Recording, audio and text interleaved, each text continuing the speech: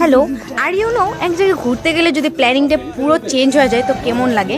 আজকে আমার সাথে ঠিক এরকমই হয়েছে। আমি আর আমার ফ্রেন্ড যাচ্ছিলাম ঘুরতে ব্রহ্মপুত্র রিভার ফ্রন্টে।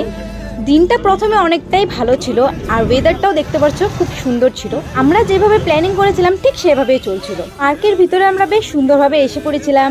যেহেতু আমরা আগেও এই পার্কটাতে এসেছিলাম তো তার জন্য আমরা প্রথমেই ফটো ওঠার জন্য আমরা এই নদীর পাড়ে এসে পড়েছিলাম। ফার্স্টে ফটো ওঠার রিজন আছে, যেহেতু অনেকটাই গরম দিয়েছিল তো তার জন্য আমরা টায়ার্ড হওয়ার আগে ফটো উঠে নিয়েছিলাম। তবে এক জায়গায় ফটো উঠছিলাম না, আমরা পুরো পার্কটা ঘুরে ঘুরে ফটো উঠছিলাম।